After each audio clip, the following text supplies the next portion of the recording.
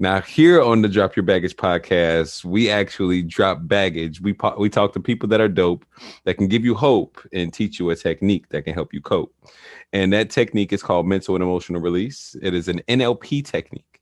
Now, for anyone that would like to do mental and emotional release, please, that's three pleases right there. Please consider going to a certified practitioner of neuro linguistic programming, and I am a certified trainer of neuro linguistic programming. I've been to this the third level. If you want to learn more about mental and emotional release, go to charleswoolfork.com and just click on the MER tag. The MER stands for mental and emotional release. Or you can go to eliminatinginsecuritiesnow.com. Once again, that's eliminatinginsecuritiesnow.com. And I have a case study on mental and emotional release as well, and a lot more amazing information on how to do it on your own.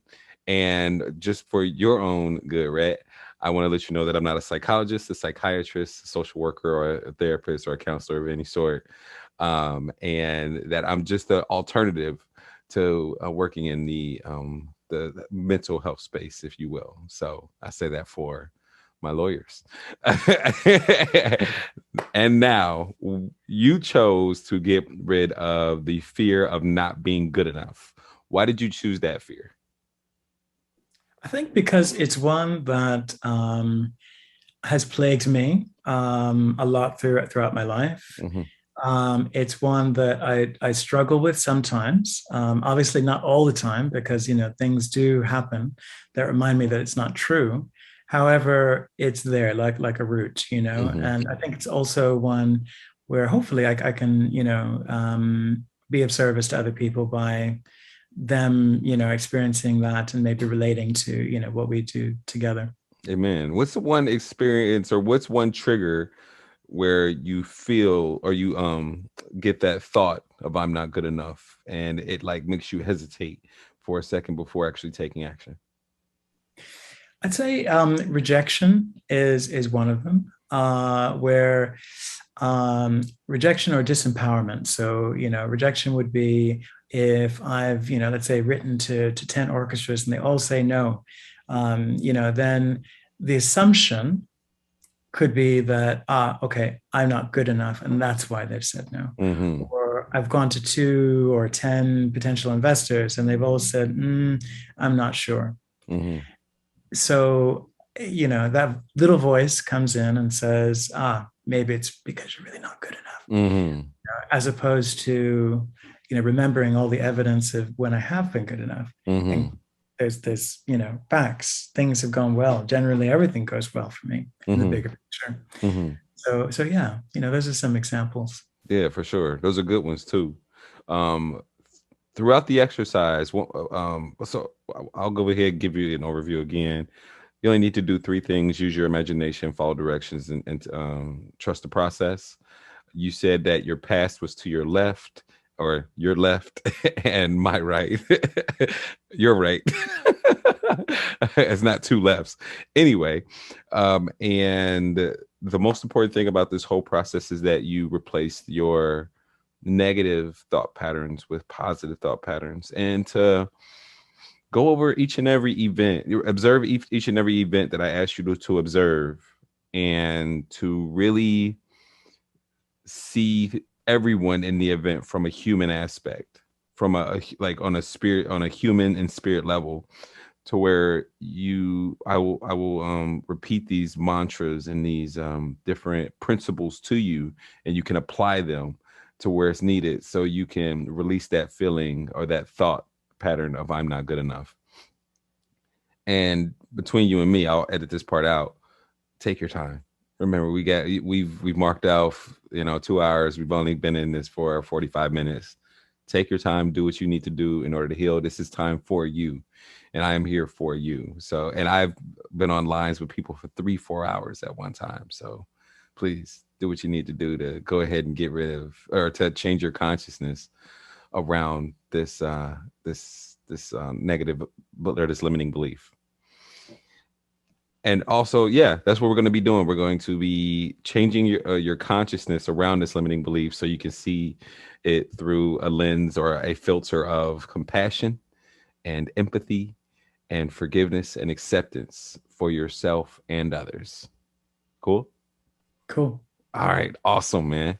Um, let's get into it. Is it all right with your unconscious mind for you to release this limiting belief of I'm not good enough today and for you to be aware of it consciously? Yes. Awesome. What is the root cause of this problem? The first event which, when disconnected, that will cause this problem to disappear. If you were to know, when was the first time that you felt as though I'm not good enough when you were a little bitty kid?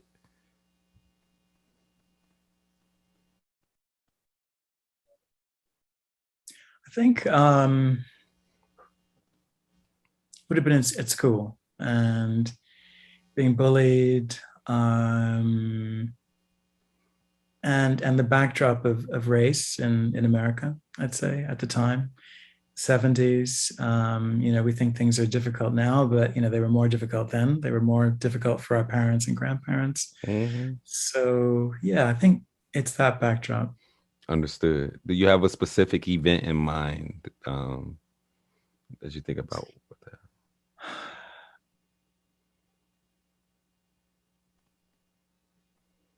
Probably the beginning of high school. I moved from quite a rough and ready town when I was about 13, Mm-hmm. to a relatively affluent white town around that time. Mm-hmm. And it was quite a traumatic experience because I Mm-hmm. went from being in a very Black environment, which had lots of problems, but where I didn't have certain things to confront. And one of them was race in America at the time. And all of a sudden, I was thrown into this school environment where there was a lot of psychological violence. There was a lot of torture, mentally, emotionally, spiritually, and so going from one to the other was quite jarring. Mm-hmm. And on a practical level, I went from being the valedictorian of my junior high school to then being in this new high school taking PSAT at the Mm-hmm. time. And I think I got something like 800 out of 1600 at the Wow. time, Wow. which taught me a lot about how education in America works. Because Mm-hmm. years later, obviously, I did a lot better than that, and it was because of my environment and being around people who basically were just in a different a slightly different world. Yeah. And so it taught me a lot about empathy and compassion for both sides, because I've been in both places. That's major right there. Um, can you go any farther back before 13 years old to where you maybe felt as though you're not good enough? Like in that environment that you were in New Jersey, with the schools that you went to, with your parents or anything? Can you, because the younger you talked about root, and what we're trying to get is the root of this limiting belief from the very beginning. So it's just like a weed, if you will. If you don't pull it out by the root, then it's just going to keep coming back. And that one thought pattern, that one event that you think about again, or that you can that your mind can refer to again with the same trigger, can then make you have that type of relapse of thinking that old negative thought pattern. Well, if we wind all the way back, pre-internet, pre-cell phones, there really was a world. Yeah, that's it. There really was a world, and presume, right? And back then, the media, and I'm talking television, I'm Yeah. talking. So as a child, I grew up basically soaking up a lot of uh, assumptions that were being portrayed in advertising, in TV shows, in films, that basically reinforced this idea that somehow someone like me was less than because of the way that I looked and my race. Hmm. And it was skin and, let's say products that people were using. you'd have conditioners that were advertised, and then obviously they weren't made for black hair, and so magically when you use them it didn't produce the same results. And so there were lots of negative reinforcing moments throughout my childhood, and on the flip side we didn't have a lot of the amazing role models that we have today. So, Hmm. all these people who we take for granted now, like an Oprah Winfrey or a lot of the film stars, music stars, people who are not just entertainers, but they own stuff, Hmm. right? They've gone into the hundreds of millions and the billion mark. Hmm. Um, that stuff didn't exist so readily to a child like me at that time. So I think that's where it started, and Boom. I could say five, six. That's the one. That's the one right there. Thank you so much for digging a little deeper.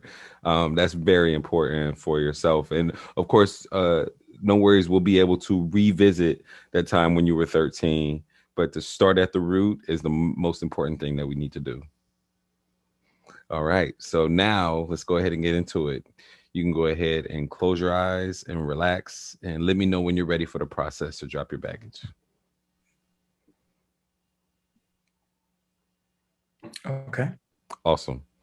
Now, just imagine floating up above your timeline and float deeper and deeper and deeper into the past above that first event in which you felt as though I'm not good enough when you were just a little kid, about 5, 6 years old, and hover above that little kid.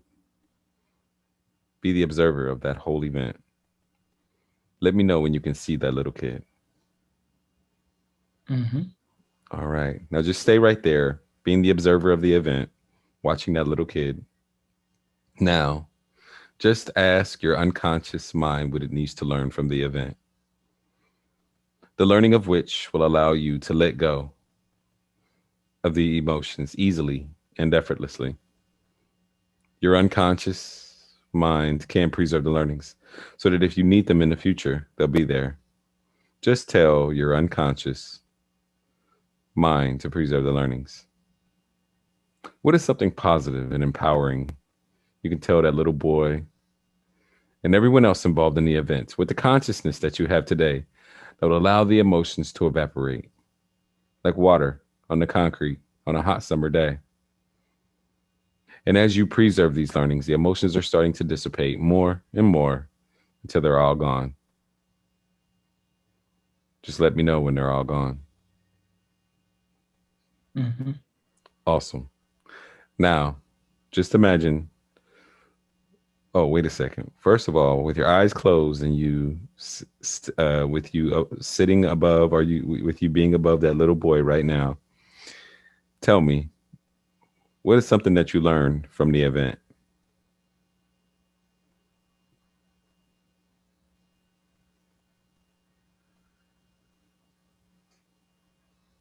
I'd say that number one, that little boy had more than enough at the time and always did. That little boy was actually special Hmm. and very gifted. Awesome. What is something that you can take from that event and carry forward with you into the future?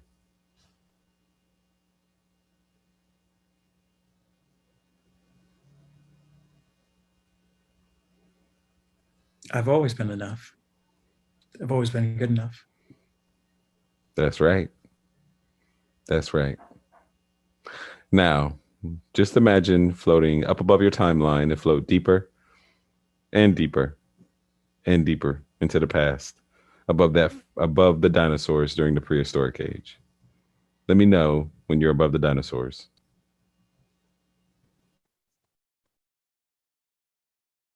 Hmm. Now, as you're above the dinosaurs, float deeper and deeper into space to where space and the atmosphere connects. And imagine your timeline is the size of a fingernail. Let me know when you're there. Hmm. Now, as you float there, weightless, just imagine floating right there, weightless, in space. And ask yourself now, where are the emotions? Tell me, are they there or have they disappeared? Now, Can't see them anymore. awesome. Now, just imagine floating down inside the event, seeing through your own eyes as a little boy, and check on the emotions. Tell me, are they there or have they disappeared? Now, They've disappeared. awesome. Float back above the dinosaurs and then float into space to where space and the atmosphere connects. Let me know when you're there. I'm there. All right, listen closely, very closely. Float very, very high above your timeline, above each and every event in which you felt as though I'm not good enough, from birth until now in chronological order. Don't skip one event that has a charge on it. Preserve the learnings and let go of that limiting belief all the way back to now. Go. Welcome back. How was that? It's very powerful. Very efficient, yeah. Very efficient. Awesome, man. Let's go ahead and I'm going to do a test to see what's your mindset now. Do you smell bacon? No. Yeah, it's an NLP technique as well to help Okay. you change your state. Can you remember a time in the past in which you used to feel that old emotion? And go back and notice if you can feel it, or you may find that you cannot. Or to rephrase, can you remember a time in the past in which you used to think that limiting belief? And see if you can go back to that limiting belief, or you may find that you cannot.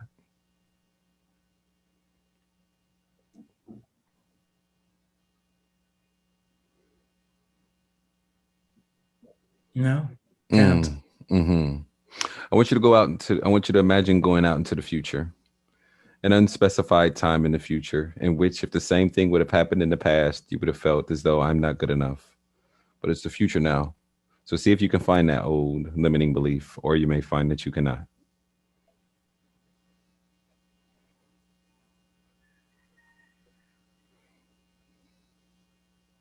No. Congratulations. You just released a limiting belief. Thank you. Yeah, that's awesome. For the people that haven't discovered how this feels as of yet, please describe what you just went through. Hmm. It's a very intense feeling of going through a lot of memories very quickly. Hmm. Um, a spaciousness, distance away from maybe the drama of the individual situations, and then feeling intuitively the bigger picture, I Hmm. suppose.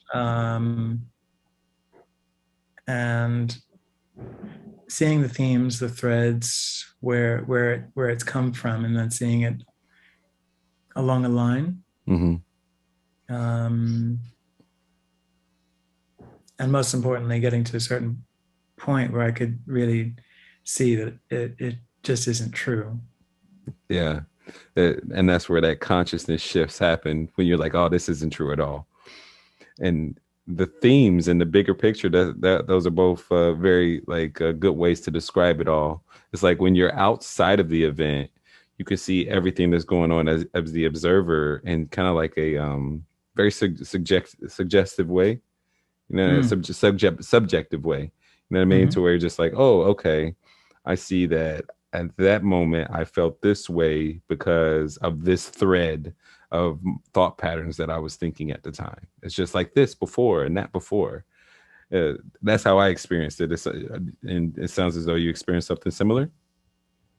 Yeah, yeah, absolutely. I had an image of basically each time being outside of my comfort zone, and that being part of it. That basically, I was mistaking being outside of my comfort zone with not being good enough, Mm, because um, being uncomfortable doesn't mean that I can't become very comfortable in wherever I want to go. Hmm. Hmm.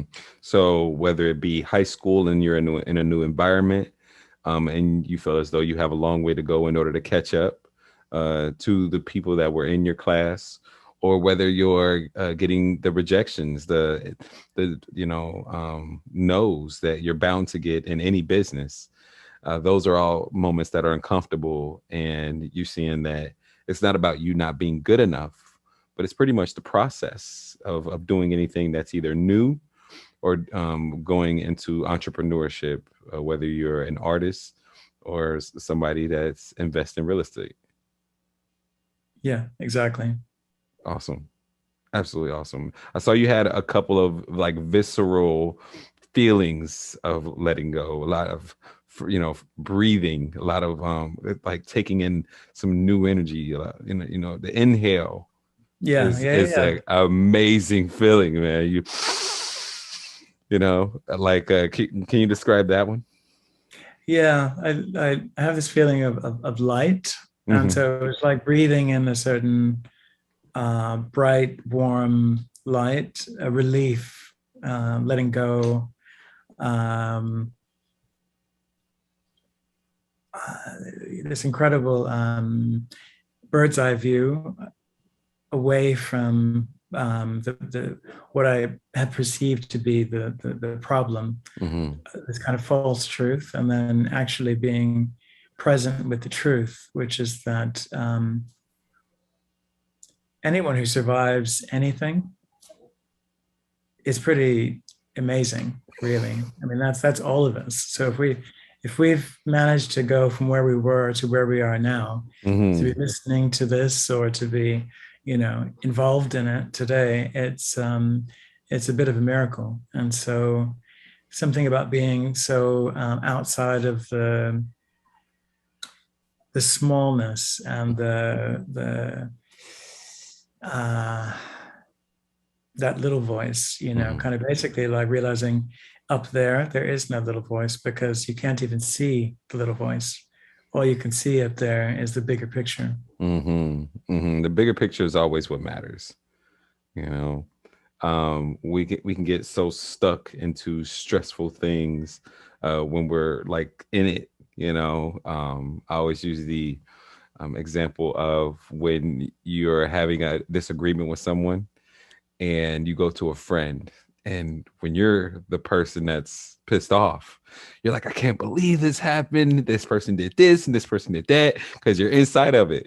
But the friend, usually you want a good friend that can look at, hear what you're saying and say, dude, it's not even that bad. It's like, Mm, what this person might be going through this, and now you're going through this because this happened in the past. It's like that chill outside perspective, the bigger picture, if you will. You know 100%. Mm. the How do you feel about the situations with the no's now for your real estate, and you asking the investors? How do you feel about that now, looking back upon it? In the bigger scheme of things, they're really not a big deal, and they're part of the process. I think when I was taking that big a step backwards and observing, um, of course, part of the observation is that for every no, then I also was remembering the yeses. Mm-hmm. And for all the dramas, and I don't know if I can, and I don't know if I will, the reality is that I did. Yeah. And so something about being away from the small situations in that path allows you to see that and to be grateful, I suppose, just for how much goes right, considering some of the bars that I've set for myself and other Mm-hmm. people set for themselves. It's literally a miracle that if you reach 30 or 40 or whatever your age is, and you feel like there are all these obstacles. The reality is that you've gone through 364 obstacles per year per decade to get to this point, Hmm. on top of the successes. Wow. I want to piggyback on what you said a little bit earlier too about how, if you made it past adversities, then you deserve to, or you're good enough to like be here and do what you want to do. I think that one of the biggest adversities that we go through is just being born, as far as, just the whole journey of the sperm and making it through the complications of pregnancy sometimes and just making it here.